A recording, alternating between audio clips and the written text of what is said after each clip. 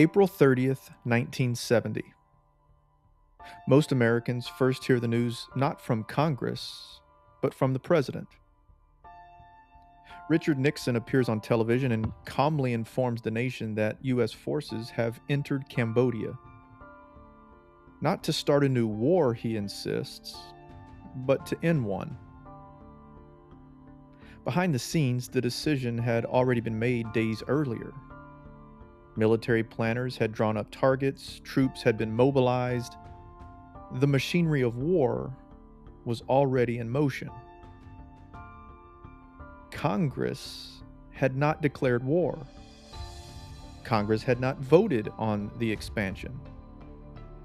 Congress had not even been fully informed. And yet, American troops were now fighting in another country. Within days, protests swept the country. At Kent State University, National Guard troops opened fire on students. 4 are killed, and 9 others are severely wounded. The images shocked the nation, but the deeper shock is constitutional. Because beneath the protests and politics lies a more unsettling question. Had the United States gone to war without the branch of government that is supposed to declare it? By 1973, that question would force Congress to act. But the War Powers Resolution didn't emerge out of nowhere. It was the culmination of nearly 2 centuries of tension between law and practice, between Congress and the presidency, and between constitutional theory and the realities of modern war. And for us to understand the law, we have to understand the long story behind it. This is the History Podcast. I'm Jason Thomason. Let's get started.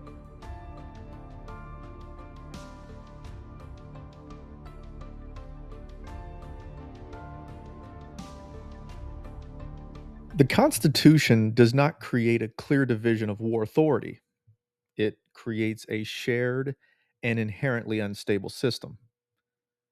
The framers distributed war powers deliberately. According to Article 1, Section 8, Congress had the authority to declare war, to provide and maintain an army, and to regulate the armed forces. But according to Article 2, Section 2, the president is the commander-in-chief of the Army and Navy. Now, at first glance, the logic appears quite simple. Congress decides whether to go to war, the president decides how to conduct it. But as constitutional scholar Lewis Fisher argues, this division was never meant to be rigid. It was meant to force institutional friction. The framers' thinking was shaped by their experience with monarchy. In Britain, the king could effectively take the nation to war without asking questions. And the framers wanted to prevent that. James Madison once famously wrote, "The executive is the branch of power most interested in war and most prone to it." Elbridge Gerry was even more blunt when he wrote that he never expected to hear in a republic a motion to empower the executive alone to declare war. So the Constitution intentionally gave the war declaring power to Congress. But here's the key tension. The framers also understood that war is unpredictable. Emergencies happen quickly and threats emerge suddenly. Decisions cannot always wait for legislative debate.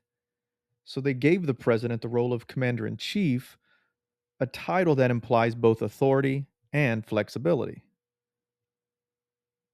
And what this did is it created what scholars call a zone of twilight, later articulated by Justice Robert Jackson in Youngstown Sheet and Tube Company versus Sawyer in 1952.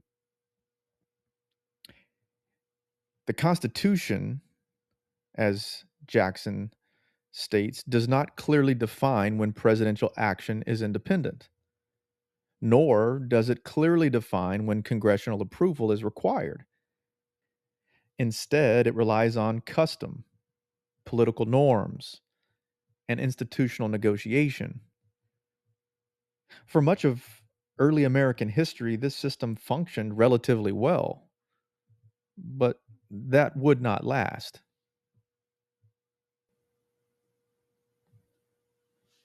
Even in the early republic, presidents began to test the boundaries of their authority. A great example of this is the Quasi-War with France from 1798 to 1800. In this undeclared naval conflict with France, Congress did not declare war, but it passed a series of statutes authorizing limited hostilities. President John Adams used these laws to justify military action, and this created an important precedent. Congress could authorize war without actually formally declaring it. And this middle ground would become increasingly important in later centuries. In 1801, Thomas Jefferson ordered U.S. naval forces to confront the Barbary pirates. He did so before receiving explicit congressional authorization.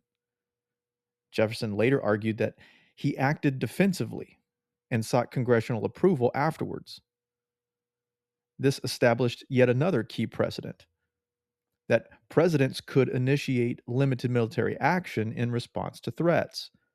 But Jefferson still deferred to Congress for sustained conflict. That distinction, initiation versus continuation, would become central to later debates. By the early 19th century, a pattern had already developed. One, presidents act quickly in the face of threats. Two, Congress responds, sometimes with authorization, sometimes with funding. And three, formal declarations of war remain rare. As John Hart Ely notes, the Constitution was already being interpreted in practice as allowing executive initiative, followed by legislative endorsement. Throughout the 19th century, the United States engaged in numerous military actions that blurred constitutional lines. President James K. Polk provoked a confrontation with Mexico in disputed territory. After fighting began, he asked Congress to recognize that a state of war already existed, and Congress complied. Critics, including Abraham Lincoln, argued that Polk had effectively manufactured a war and then forced Congress's hand. Lincoln's spot resolutions questioned the legitimacy of Polk's claims and highlighted a growing concern. Here we see that presidents could create facts on the ground that compelled congressional approval. But then, when Abraham Lincoln became president and were thrust into the American Civil War, Abraham Lincoln dramatically expanded executive power during that war. He suspended habeas corpus, he blockaded southern ports, and expanded the military. Many of these actions were taken before congressional approval. Now, Lincoln's going to justify them as necessary to preserve the Union. Afterward, Congress largely ratified his actions, but the point is, he didn't confer with them beforehand. And this reinforces a critical idea. In times of crisis, presidential power expands, and Congress often follows after him.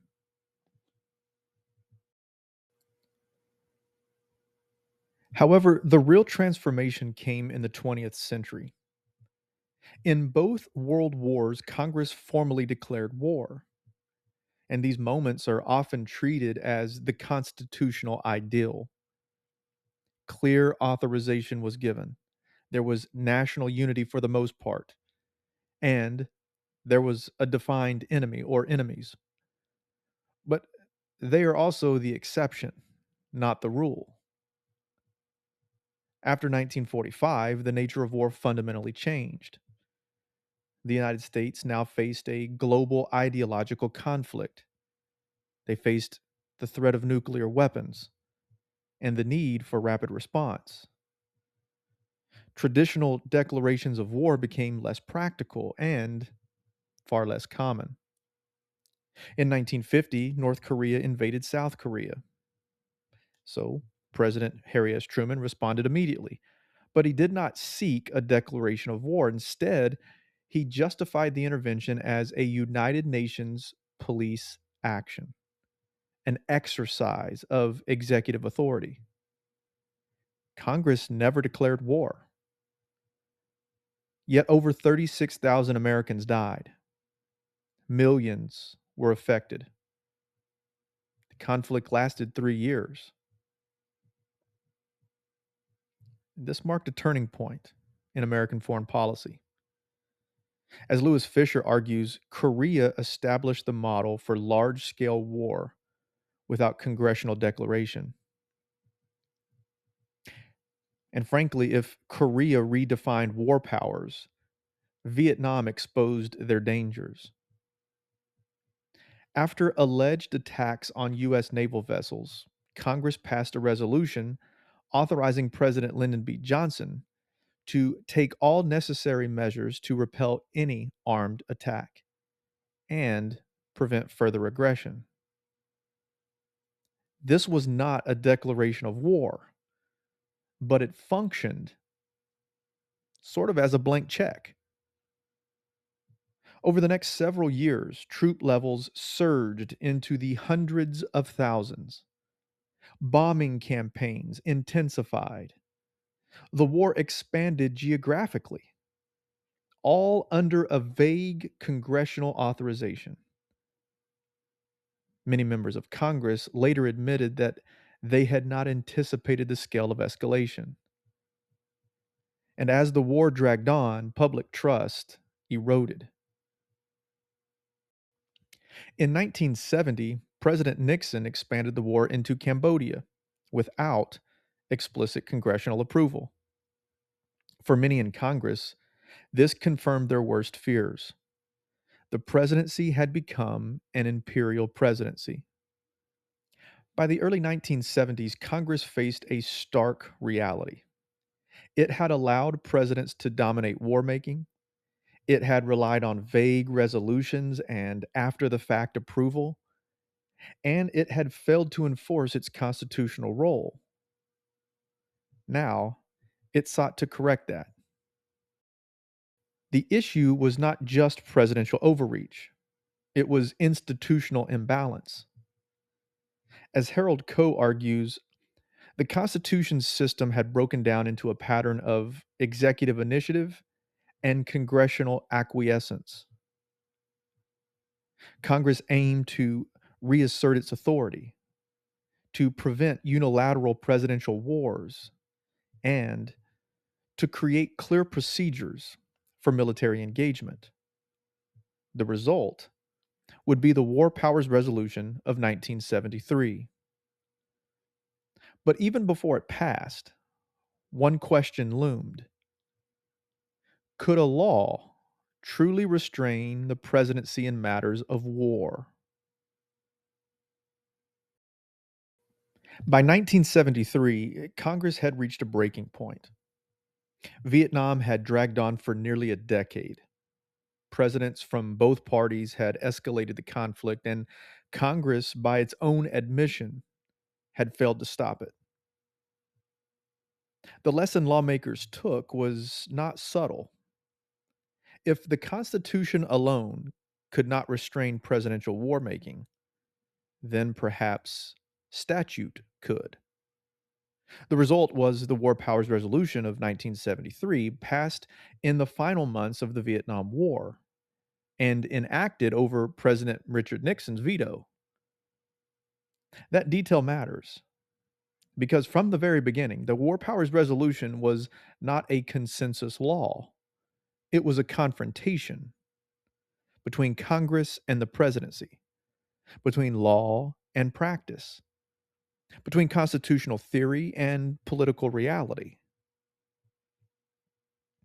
The War Powers Resolution did not emerge overnight. It was the product of years of frustration. As the Vietnam War escalated, Congress began exploring ways to limit presidential authority.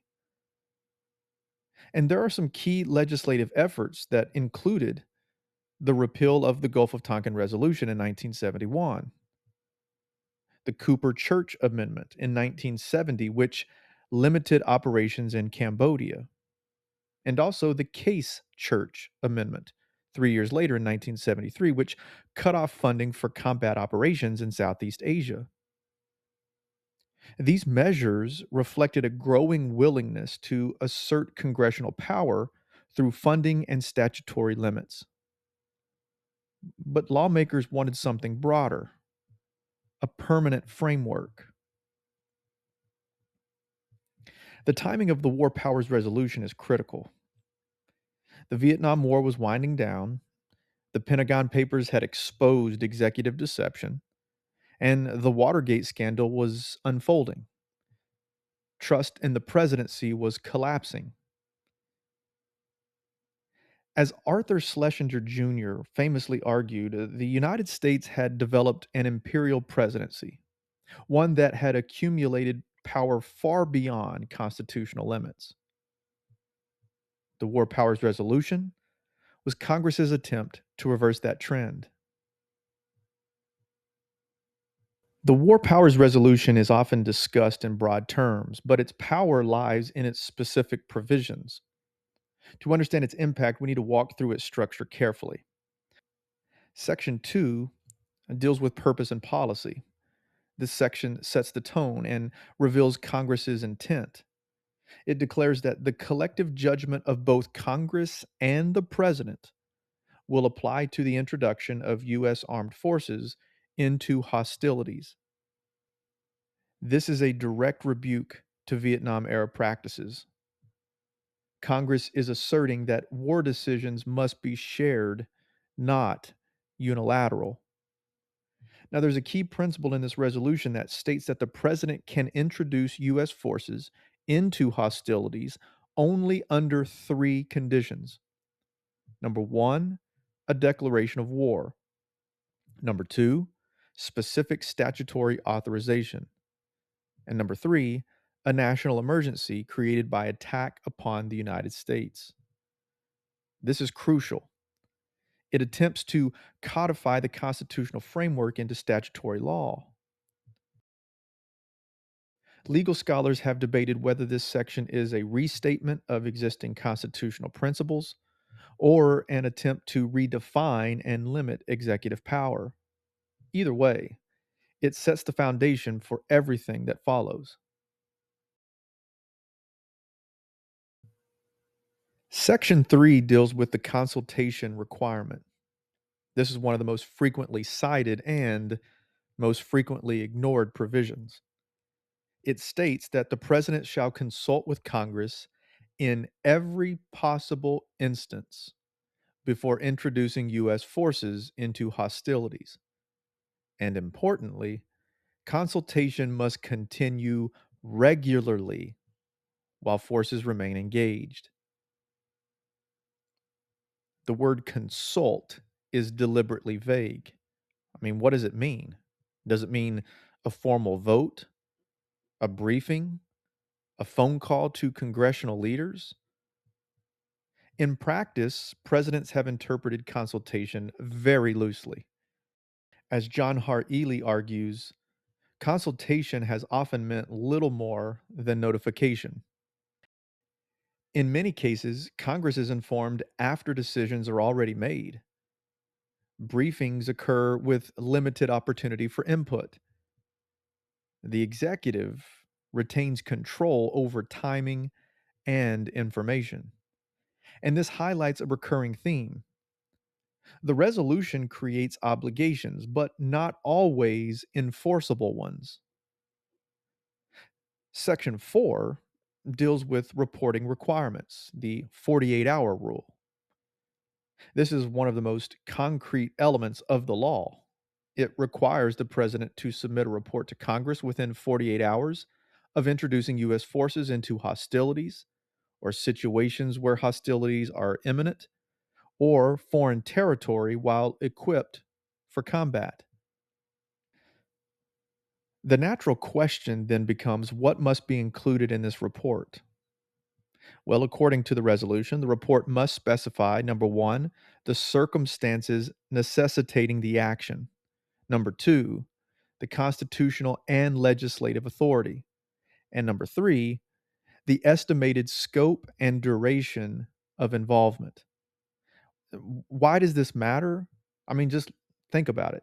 The provision attempts to ensure transparency, accountability, and a formal record of presidential justification. But there is a loophole, and presidents have often found them to avoid triggering the full requirements by claiming the situation does not constitute hostilities or by framing actions as limited or defensive. And it's semantics, it really is. But this semantic debate of what counts as hostilities has become one of the most contested aspects of the law. Section 5 deals with the 60-day clock, which I would consider to be the core of the resolution. This is the heart of what the War Powers Resolution is all about, and frankly, it's the most controversial feature. Once forces are introduced into hostilities, the president has 60 days to obtain congressional authorization. And there's also a 30-day withdrawal period that is allowed if necessary. If Congress does not approve, forces must be withdrawn. This provision was designed to prevent prolonged, unauthorized wars, to force Congress to take a position, and to limit executive flexibility. Presidents have consistently argued that this provision is unconstitutional. Their argument is that it infringes on the president's commander in chief authority. It imposes legislative limits on executive power, and as a result, every president since 1973 has either questioned or rejected the constitutionality of the War Powers Resolution. Originally, the resolution included a mechanism allowing Congress to force withdrawal through a concurrent resolution. But in INS versus Chutta in 1983, the Supreme Court ruled legislative vetoes were unconstitutional. This weakened Congress's enforcement powers significantly. Section 8 of the resolution deals with definitions and interpretive limits. This section attempts to clarify the scope of the law, but also introduces ambiguity. It states that authority cannot be inferred from treaties unless Congress explicitly authorizes it, and that funding alone does not constitute authorization. So, why does this matter? Well, this is a direct response to Korea, which they justified through the United Nations, and Vietnam, which was justified through vague resolutions. Congress wanted to prevent presidents from using indirect authority to justify war. Despite this, presidents have continued to rely on broad interpretations of existing statutes and claims of inherent executive authority. President Nixon vetoed the War Powers Resolution in 1973, and his reasoning reveals the core conflict. He claimed the resolution was number one, unconstitutional, number two, a violation of executive authority, and number three, an attempt to limit the president's ability to act in emergencies. He warned it would undermine the nation's ability to act decisively in times of international crisis. Congress overrode the veto. And this also was significant because it demonstrated bipartisan concern over executive authority. It gave the resolution legal force, but not necessarily political legitimacy.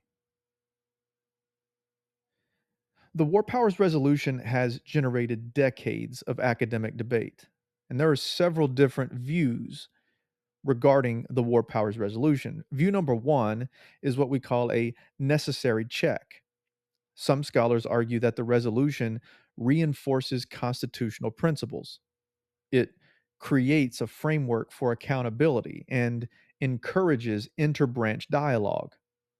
Harold Coe sees it as part of a broader effort to restore constitutional balance. A second view is what we would call the ineffective in practice view.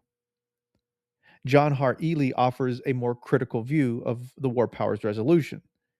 He argues that the resolution has been routinely circumvented. Congress has failed to enforce it, and presidents continue to dominate war making. A third view is the political, not legal view. Arthur Schlesinger emphasizes that the real issue is not legal, but political. The balance of power depends on congressional willingness to act, public opinion, and political pressure.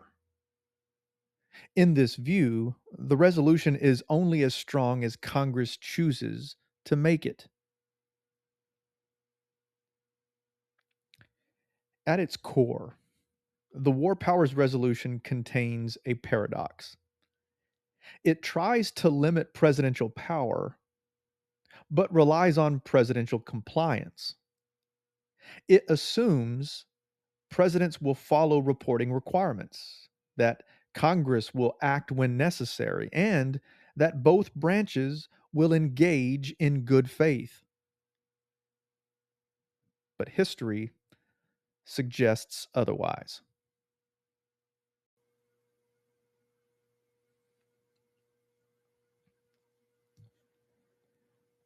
When the War Powers Resolution became law in 1973, Congress believed it had created a system, a process, a structure, a set of rules that would finally bring order to the chaos of modern war making. But laws on paper and power in practice are not always the same thing. Because almost immediately, presidents began to test the limits, not by openly defying the law, but by reinterpreting it, narrowing it, and sometimes quietly sidestepping it altogether. And what emerged from this over the next 3 decades is not a story of compliance or defiance, but adaptation. Just 2 years after the War Powers Resolution passed, it faced its first real test. In May of 1975, Cambodian Khmer Rouge forces seized the American merchant ship SS Mayaguez in international waters. President Gerald Ford responded quickly. He ordered airstrikes against Cambodian positions. He deployed Marines to rescue the crew, and he initiated a military operation without prior congressional authorization. Ford did submit a report to Congress, but importantly, he did not concede that the War Powers Resolution legally bound him. Instead, the administration framed the report as a matter of courtesy, not obligation, consistent with, but not required by, the resolution. What was the outcome of these strikes? Well, the crew was rescued, 41 U.S. service members were killed in the operation, and Congress had no real opportunity to influence the decision. The Mayaguez incident established a critical precedent. Presidents would comply procedurally, but resist constitutionally. As Lewis Fisher notes, this became a recurring pattern. File the report, avoid conceding legal authority, and maintain executive flexibility.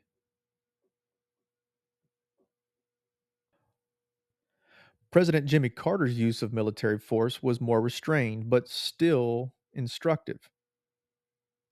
After Iranian revolutionaries seized the U.S. Embassy in Tehran, Carter faced intense pressure to act, and in 1980, he authorized Operation Eagle Claw, a rescue mission.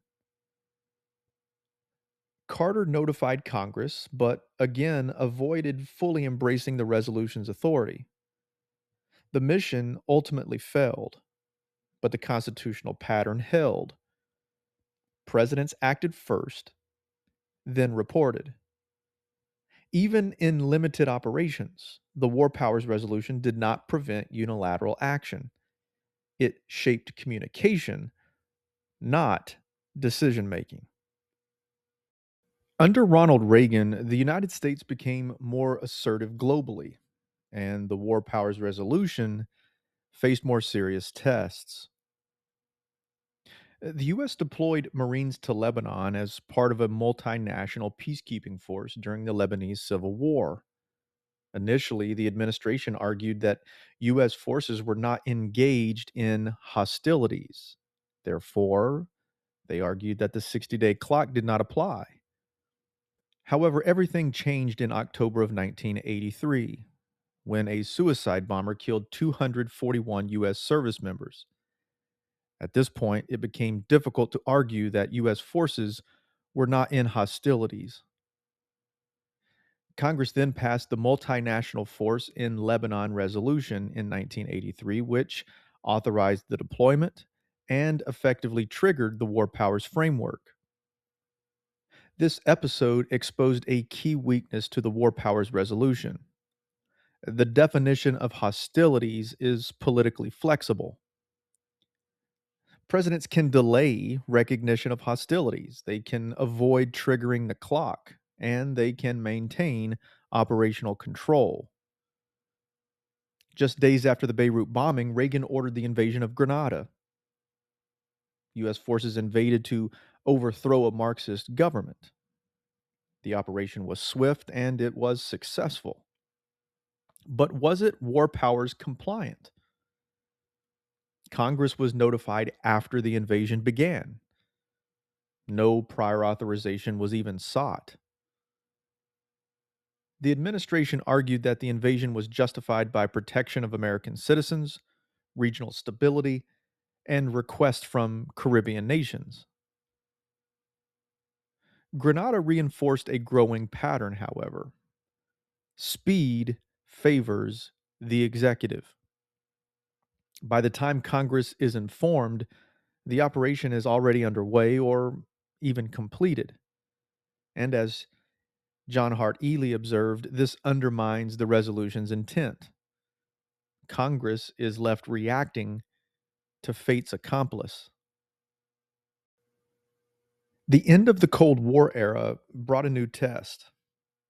Could the War Powers Resolution reassert congressional authority in a major conflict?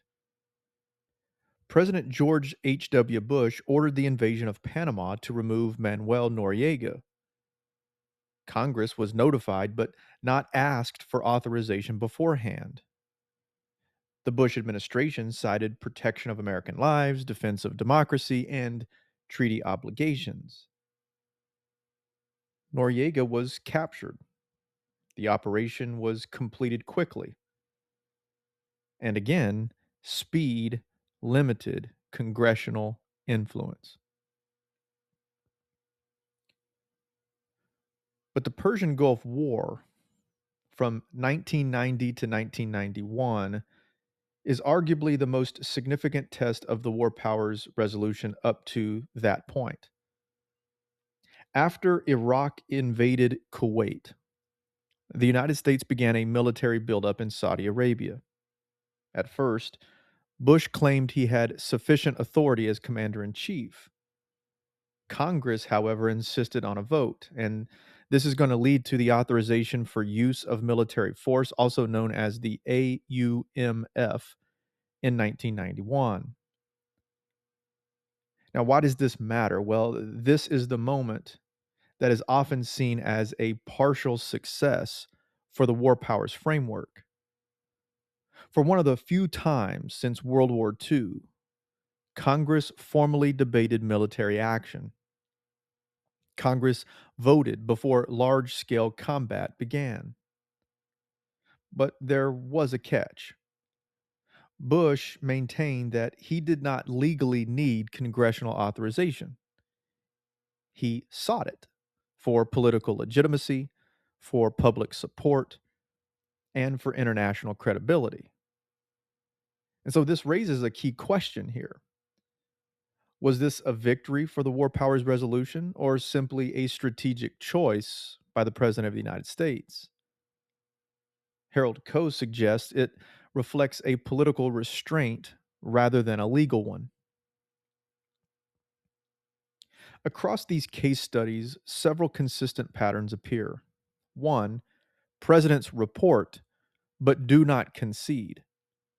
Almost every president files reports under the war powers framework but avoids acknowledging its constitutionality. In other words, compliance without acceptance.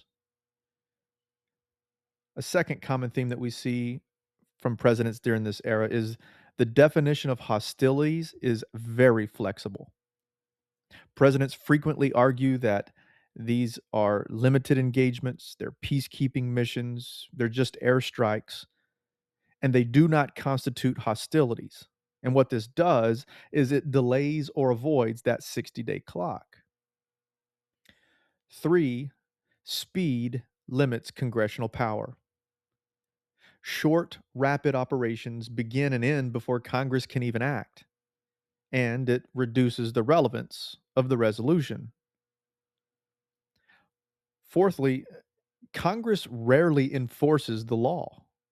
I mean, Congress has tools like funding power, oversight hearings, legislation, but they often choose not to confront the executive directly. Fifth and finally,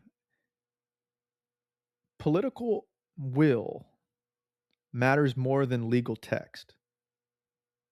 As Schlesinger argues, the balance of power depends on politics, not just law. By the 1990s, one conclusion was becoming clear. The War Powers Resolution had not fundamentally changed who controls war making. Instead, it had created a framework for reporting, a language for debate, and a structure for negotiation, but not a firm limit.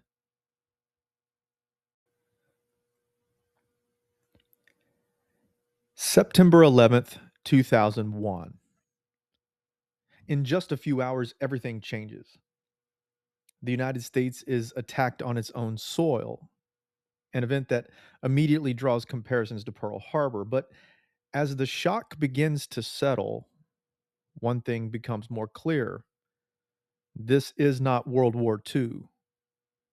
There is no single nation to declare war against, no clear battlefield, no obvious endpoint. Instead, the United States is entering something new, a global conflict against non state actors, a war without borders, a war without a defined timeline. And almost immediately, the War Powers Resolution, written in the shadow of Vietnam, finds itself facing a kind of conflict it was never really designed to handle. Just days after the attack, Congress acted. It passed the authorization for use of military force, known simply as the 2001 AUMF. The language is short but incredibly powerful. It authorizes the president to use all necessary and appropriate force against those responsible for the attacks. At first glance, this might seem like a standard authorization, but it's not. Because unlike earlier authorizations, this one is not limited to a specific country, it's not limited to a specific battlefield, and it's not limited by time. This single piece of legislation becomes the legal foundation for much of modern US military action. It effectively replaces the need for a formal declaration of war. And more importantly, it satisfies the War Powers Resolution's requirement for specific statutory authorization. And that has a major consequence because once Congress has authorized force, The War Powers Resolution's 60-day clock no longer applies.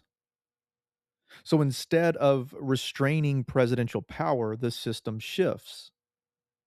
Congress is no longer being bypassed, it has already spoken. But it has spoken in a way that is incredibly broad. As scholars like Lewis Fisher have pointed out, this kind of authorization doesn't limit war making power, it delegates it. And once that delegation is made, it becomes very difficult to take it back.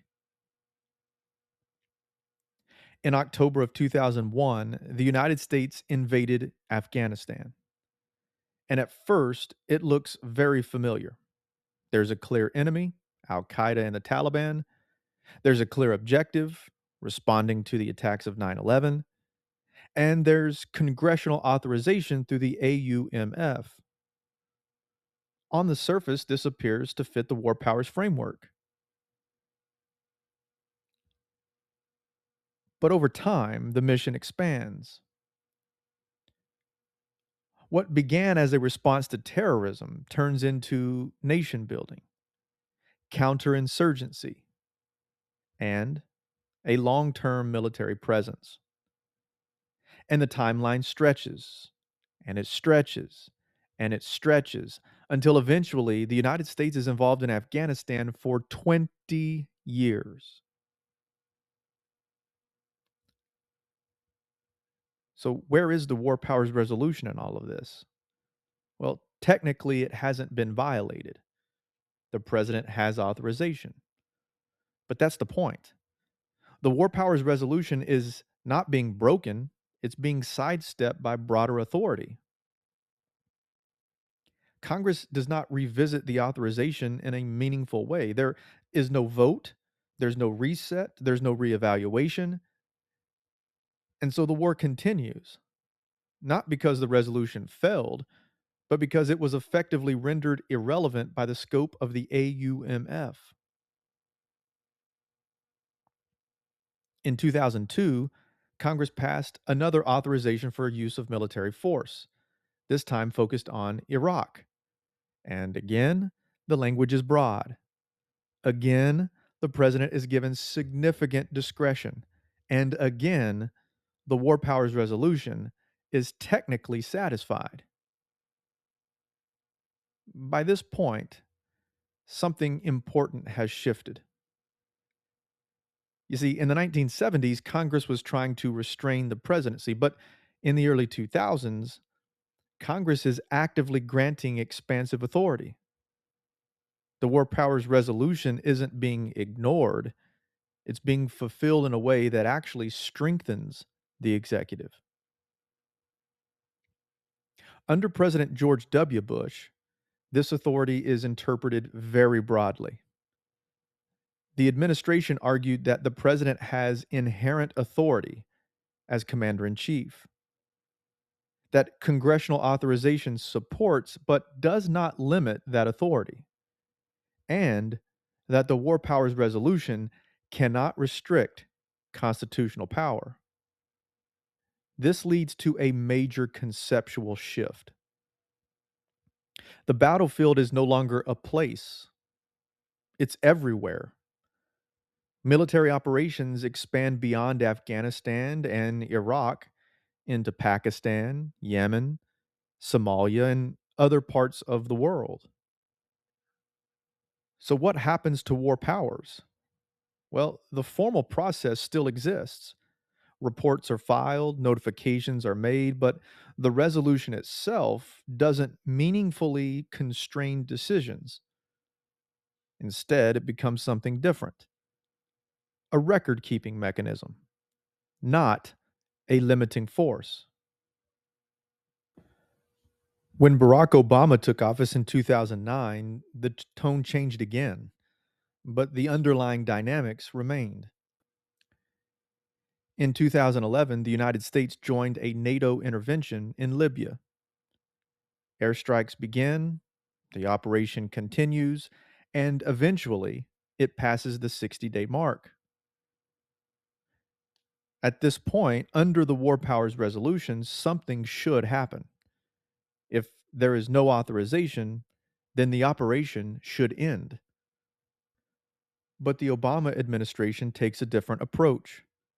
It argued that U.S. involvement in Libya does not count as hostilities. Why? Because there are no ground troops. They argue that the risk of U.S. forces is very limited and that the U.S. role is described as supportive. This interpretation is crucial because it allows the administration to avoid triggering the 60-day withdrawal requirement. In other words, if it's not hostilities, the clock never starts. Many members of Congress strongly disagreed, but once again, there is no decisive enforcement action. This moment reveals something fundamental. The meaning of hostilities, a key term in the War Powers Resolution, is now very flexible, and that flexibility gives the executive branch significant room to maneuver. At the same time, the nature of warfare continues to evolve. Under Obama, drone strikes expanded dramatically. They were used in Pakistan, Yemen, Somalia, and targets included suspected terrorists. Operations, most of the time, are remote, continuous, and low profile. But these strikes are justified under the 2001 AUMF. However, they rarely trigger meaningful war powers debate. Now, why is that? Because they don't look like traditional war. There are no large troop deployments, no major invasions, no clear beginning or end. War becomes ongoing, distributed, and often invisible to the public. And in this environment, the War Powers Resolution struggles to find its footing. Under President Donald Trump, we saw a return to more visible, high profile uses of force. In 2017 and 18, the Trump administration ordered missile strikes against Syrian government targets. There is no prior congressional authorization, no formal declaration of war. Instead, the strikes are justified as protecting international norms and responding to chemical weapons being used. Congress objects, as we've seen before, but does not act decisively. And once again, the operation moves forward without meaningful constraint. January of 2020, the United States conducted a drone strike that killed Iranian General Qasem Soleimani. Now, this was not a low level target. This was a high ranking government official from another country. And the strike raised immediate fears of escalation, even potential war with Iran. This time, Congress reacted more aggressively. It passed a resolution aimed at limiting further military action against Iran. The effort faced presidential opposition, and ultimately, enforcement remained limited. Even when Congress pushed back, it still struggled to impose binding limits. And when Joe Biden took office in 2021, he inherited the 2001 AUMF and the 2002 AUMF and a global network of military operations. There were also key developments that took place in the same time frame. The withdrawal from Afghanistan in 2021, continued counterterrorism operations, and limited strikes in various regions. The War Powers Resolution is still there, still on the books, still referenced. But in practice, it plays a limited role, often a very indirect role. And in recent months, with President Trump's invasion of Iran, there are increasing calls on both sides of the political spectrum to repeal the outdated AUMFs, to reassert congressional authority, and to revisit the war powers framework. But so far, change has been very slow. To really understand what's happening, we have to step back again because the biggest issue may not be the law, it may be the nature of war itself. When the War Powers Resolution was written, war looked like this: large troop deployments, clear defined enemies, clear beginnings and endings. But today, war looks very different: smaller, continuous operations, non state actors, global battlefields, and this creates blurred lines between war and peace. And as a result, the War Powers Resolution hasn't disappeared, but it has been outpaced. So, where does this leave us? After decades of conflict, one thing is clear: the War Powers Resolution still matters, but not in the way its authors intended. It created a framework, it shaped how presidents report actions, and it provided a language for debate, but it does not prevent unilateral military action. It does not force Congress to act, nor does it fundamentally rebalance the power.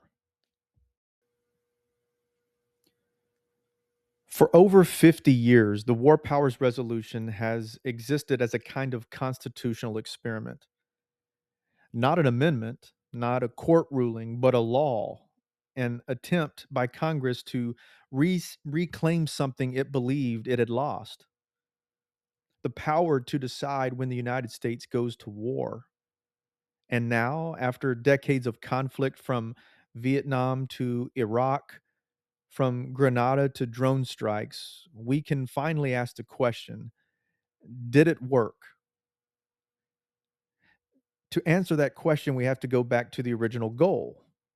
Congress in 1973 wasn't trying to eliminate presidential power, it was trying to rebalance it. The War Powers Resolution aimed to ensure shared decision making. War would no longer be the product of unilateral presidential action.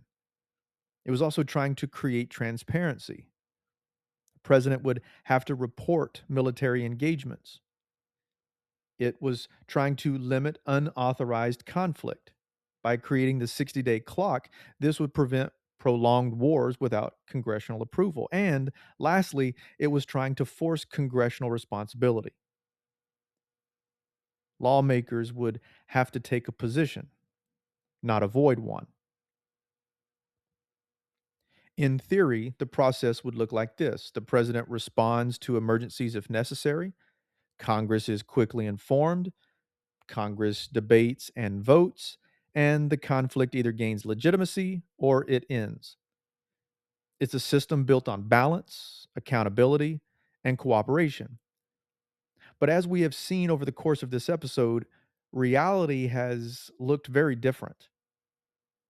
Presidents have generally filed reports and acknowledged the framework, but they have also questioned the law's constitutionality.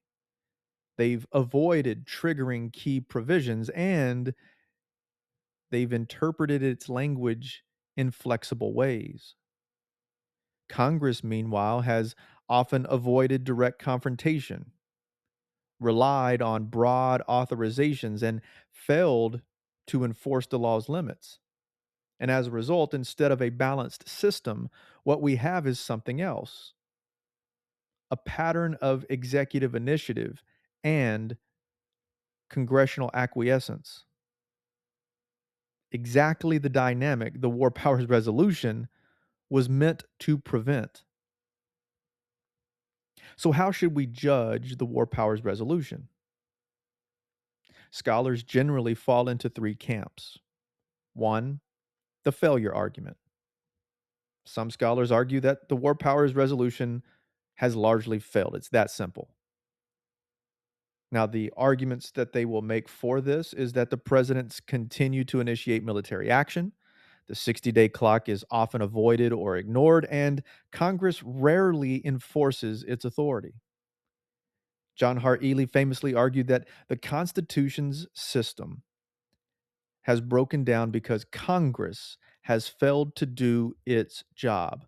And from this perspective, the War Powers Resolution exists on paper but has little real impact.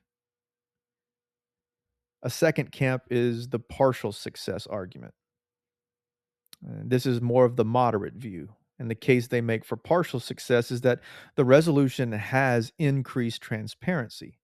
It's created reporting requirements and encouraged consultation, even if imperfect. They also argue that it has also shaped political expectations and provided a framework for debate.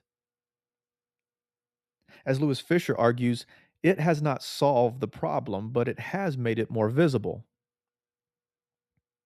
A third argument is the political reality argument. This perspective shifts the focus entirely. This camp believes that the issue isn't legal, it's political. Arthur Schlesinger Jr. argued that the balance of power depends on political will, not statutory language. What does this mean? Well, it means if Congress wants to assert authority, it can refuse funding, it can pass binding legislation, and it can force votes. But so often, it chooses not to. The War Powers Resolution doesn't fail because it's weak. It struggles because it depends on institutions that are not always willing to use it. There's another layer to this story because the War Powers Resolution wasn't just shaped by politics, it was shaped by a different era of warfare. As we mentioned earlier, when the law was written, war meant large troop deployments, clear enemies, defined beginnings and endings. And now it looks more like drone strikes and special operations and cyber warfare and ongoing counterterrorism. And as we mentioned earlier in the episode, these are smaller in scale, they're harder to define, and easier to sustain without public attention. The War Powers Resolution was built around a model of war that no longer fully exists. And this creates a mismatch. The law expects clear hostilities. Modern conflict operates in very gray areas. And in those gray areas, the executive branch gains a lot of flexibility. One of the most striking aspects of the war powers debate is who hasn't played a major role: the Supreme Court. Courts have generally avoided ruling on war powers disputes. They often dismiss cases as political questions or issues better resolved by elected branches. Without judicial enforcement, the War Powers Resolution relies entirely on Congress and the president. And if those branches do not enforce it, it has no external mechanism to compel compliance. Perhaps the most important development in modern war powers is the rise of broad authorizations. The 2001 and 2002 AUMFs are great examples of this, where these laws allowed the president to conduct military operations across multiple countries. They targeted evolving threats and they continued conflict without new approval. These authorizations, they satisfied the War Powers Resolution but undermined its purpose because instead of forcing ongoing debate, they provided long term authority and reduced congressional involvement. And as a result, Congress doesn't have to uh, step in and make a decision because they just get sidestepped. This leads to a really important question: is reform actually possible? Scholars and policymakers have suggested clearer definitions of hostilities, automatic funding cutoffs, stronger reporting requirements, and even sunset clauses on authorizations. But all of these reforms face the same obstacle. They require Congress to act and to sustain that action over time. The war powers issue is not just legal, it's structural. It reflects the speed of modern conflict, the political risks of war decisions, and the incentives of elected officials. So, after everything we've discussed in this episode, where do we land? Where do you land? I want to hear from you. Where do you land on this issue? The simplest answer I can give you is this: the War Powers Resolution has not achieved its original goal. It has not prevented unilateral presidential action. It hasn't forced consistent congressional participation. And it hasn't restored the constitutional balance envisioned in 1973. But that's not the whole story because it has done something important. It has created a framework for accountability. It has made war powers a visible contested issue, and it has provided tools if Congress chooses to use them. Maybe the best way to understand it is this way: the War Powers Resolution is not a barrier, it's also not a solution, it's a stage, a place where struggle between Congress and the president plays out. In the end, the War Powers Resolution does not answer the question it was meant to solve. It doesn't tell us definitively who controls war. Instead, it reveals something deeper: that the question itself is still unresolved, still contested, still evolving, still shaped by events, personalities, and political choices. And maybe that's the real legacy of the War Powers Resolution. Not that it settled the issue, but that it made it impossible to ignore. This has been the History Podcast. I'm Jason Thomason. Thanks for joining me. We'll see you next time.